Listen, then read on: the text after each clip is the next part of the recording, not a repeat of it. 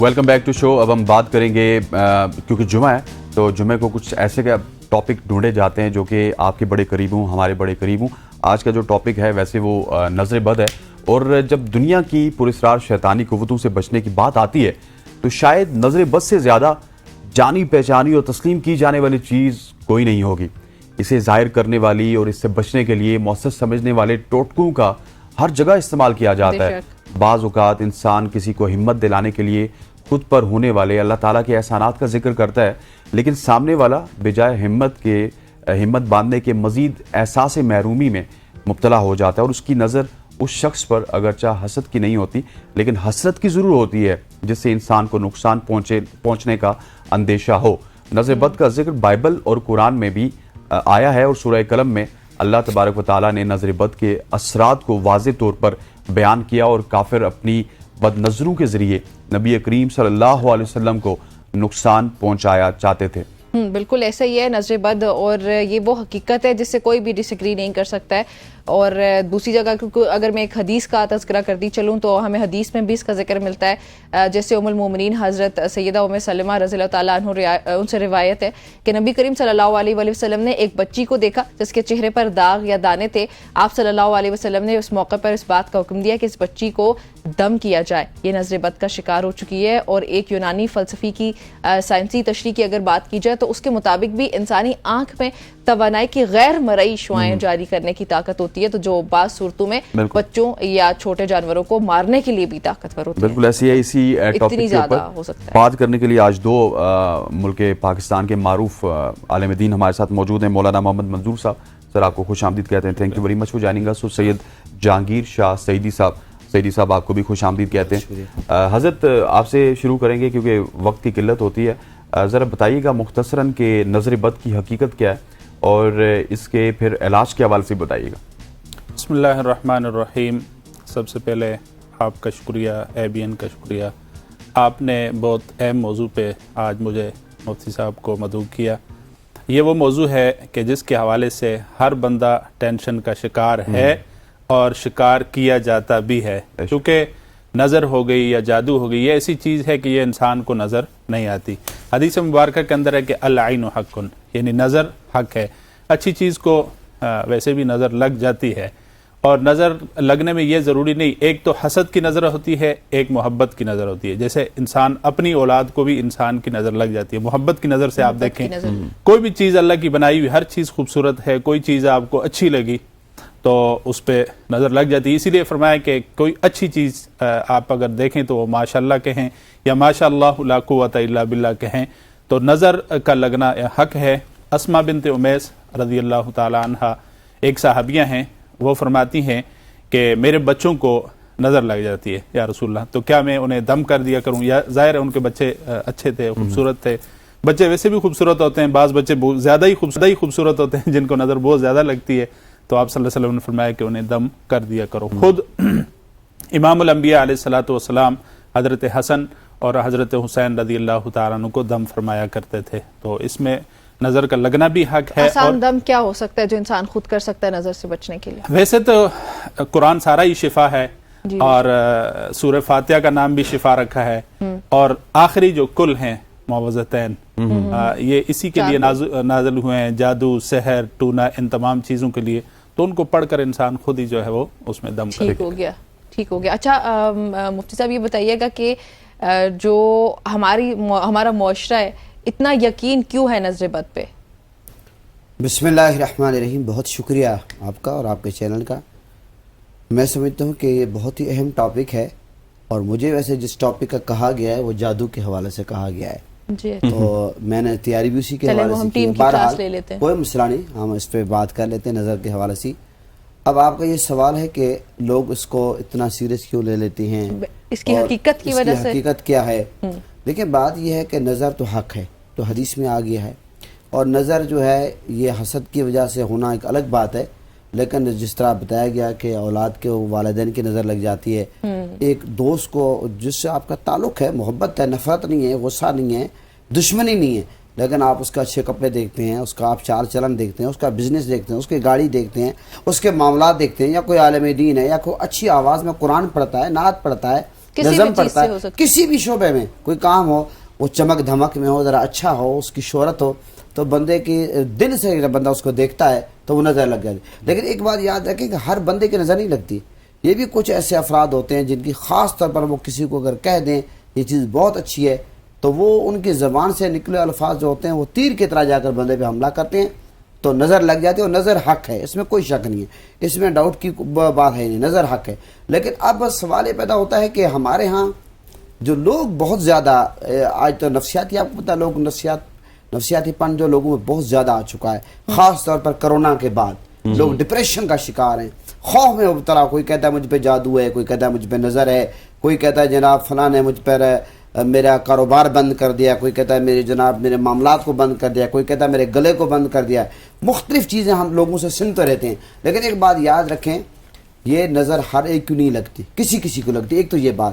دوسری بات یہ جادو بھی ہر کوئی نہیں کر سکتا. یہ ہر بندے کو اتنا نہ تو کوئی جادو کا توڑ جانتا ہے. اچھا, ہمارے پاس ایک کالر ہے اسما کراچی سے. جی اسما صاحبہ السلام علیکم, اپنا سوال بتائیے گا. جی وعلیکم السلام. پہلے تو میں آپ کے شو کی تعریف کروں گی کہ ماشاءاللہ سے بہت اچھے آپ ٹاپکس لے کے آتے ہیں, گیسٹ لے کے آتے ہیں اور موقع دیتے ہیں عوام کو انٹریکشن کا. آپ کا بہت بہت شکریہ جی. آپ ایسے ہی جاری رکھیے اور مزید اللہ تعالیٰ آپ لوگوں کو ترقی دے.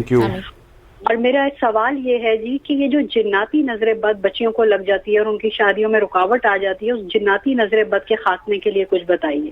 جی جہانگیر صاحب. جہانگیر صاحب میں ہوں, جی بتائیے گا. دیکھیں میں یہ عرض کروں گا کہ نظر ہو, جادو ہو, جنات کی طرف سے ہو, انسانی کی طرف سے ہو, کسی کی طرف سے ہو, والدین کی طرف سے ہو, دوستوں کی طرف سے ہو, اس کے لیے سب سے جو بہترین عمل ہے وہ ہے سورہ فلق اور ناس.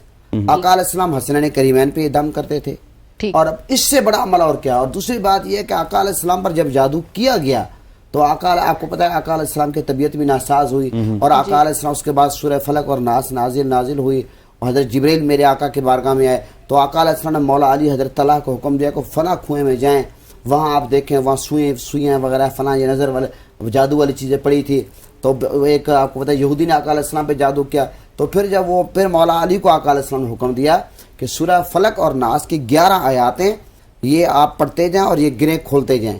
ایک آیات پڑھتے جائیں کھولتے جائیں, پڑھتے گئے گریں کھولتے گئے, آقا علیہ السلام کی صحت بالکل بہتر ہوگی. اب اس پر بعض لوگ یہ بھی اعتراض کرتے ہیں جناب اللہ نے قرآن میں فرمایا کہ حضور کی حفاظت کا ذمہ لیا ہے, تو حضور پر جادو کیسے ہوا؟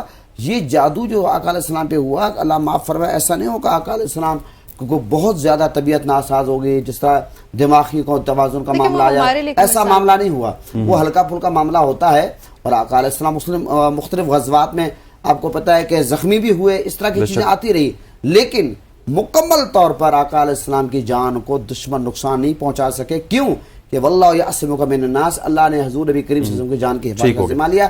اب بہترین عمل یہ ہے کہ سورہ فلق اور ناس جو ہے اس کو 11 بار پڑھ کے اپنے بچوں پر دم کریں, خود دم کریں. یہ جو بابے ہیں, یہ جو جعلی عامل ہیں, 2 نمبر فراڈیا لوگ ہیں, ان سے بچیں, نفسیاتی ڈپریشن سے بچیں. نبی نے بھی خود علاج کیا. حضرت آپ کی طرف آؤں گا, منزل دعا کے حوالے سے کہا جاتا ہے کہ منزل پڑھنی چاہیے, اور اس کا اور نظر بد کا کیا عمل دخل ہے؟ جی بالکل, جیسے مولانا صاحب نے کہا, اسی بات کو تھوڑا سا بڑھا کے دیکھیں. یہ جو وظیفہ ہے نا, خود امام الانبیاء علیہ الصلوۃ والسلام پر جب جادو ہوا تو یہ وظیفہ کس نے بتایا؟ اللہ تعالیٰ نے بتایا نا. یعنی سورہ فلق اور سورہ ناس کا وظیفہ امام الانبیاء علیہ الصلوۃ والسلام کو اللہ تعالیٰ نے بتایا. تو اللہ تعالیٰ کا بتایا ہوا وظیفہ ہمارے لیے سب سے زیادہ مقدم اور معتبر ہے. اور یہی وظیفہ اگر ہم جاری رکھیں, اور اکثر علماء بھی بتاتے ہیں, اور یہ خود نبی کریم صلی اللہ علیہ وسلم بھی یہ کل جو ہے معوذتین اور اس کے ساتھ آپ سورہ فاتحہ بھی ملا لیں, وہ بھی بہتر ہے. یہ سارا مجمع, لیکن یہ سورہ اخلاص, سورۃ الکافرون اور یہ کل, یہ علماء نے لکھا ہے. اور ویسے نبی کریم صلی اللہ علیہ وسلم کا معمول بھی تھا, آپ اپنے ہاتھوں پر پڑھ کر جسم پر دم کرتے تھے. تو کوئی بھی انسان اگر ان کو اپنے معمول میں جاری رکھے نا, صبح و شام, انشاءاللہ یہ جادو, یہ نظر بد اور یہ تمام چیزوں سے اللہ تعالیٰ اس کی حفاظت فرمائیں گے. اس سے بڑا وظیفہ کوئی نہیں. جیسے مفتی صاحب نے کہا کہ اس وقت مختلف قسم کے کاروبار آپ دیکھتے ہیں, بورڈ لگے ہوتے ہیں, ساری پریشانیوں کا حال, تمام تکلیفیں دور ہمارے پاس آ جائیں. وہ خود بیچارے اپنی تکلیفوں کو دور نہیں کر سکتے, اور لوگوں کے بہت زیادہ لوگوں کو دھوکہ دیا جاتا ہے, کالا بکرا لاؤ, فلان لاؤ, فلان لاؤ. آپ کے پیسے بھی بچیں گے, آپ کا وقت بھی بچے گا, آپ پر کامل اللہ پر بھروسہ ہوگا لوگوں کو. حضرت ہمارے پاس ایک کالر بھی ہے, اب ذرا ان کی کال لے لیتے ہیں. منور شاہین صاحب ہمارے ساتھ باول نگر سے. جی پوچھیے گا, کیا سوال ہے آپ کا؟ السلام علیکم. جی وعلیکم السلام. جی سوال پوچھیے. سر میرا سوال یہ ہے علماء کرام صاحب سے کہ میرا نا جسٹور کا کاروبار ہے, تو اکثر وہ کم ہونے کی وجہ سے کچھ میں نے حساب کروایا تھا, تو انہوں نے کہا تھا کہ نظر بد کا شکار تھا اور ایسا کچھ نہیں ہے. تو نظر بد کو دور کرنے کے لیے مجھے کیا پڑھنا چاہیے, کون سی ایسی آیات پڑھنی چاہیے جو نظر بد کو ختم کر سکے؟ ٹھیک جی, ایک تو یہی آپ کو بتایا, سورہ فلق, سورہ ناس اور سورہ فاتحہ. ایک قرآن مجید کی دوسری آیت ہے وَإِن يَكَادُ الَّذِينَ كَفَرُوا لَيُزْلِقُونَكَ بِأَبْصَارِهِمْ لَمَّا سَمِعُوا الذِّكْرَ وَيَقُولُونَ إِنَّهُ لَمَجْنُونَ. یہ آیت بھی پڑھ لیں. یہ آیت کون سی سورت کی ہے؟ اگر سورت کا نام تو میرے ذہن میں نہیں ہے, لیکن اس کے علاوہ اگر یہ نہیں یاد ہو سکتی تو سورہ فلق, سورہ ناس پڑھیں. سورہ فلق اور سورہ ناس, بلکہ چار کل سورہ فاتحہ اور آیت الکرسی پڑھیں.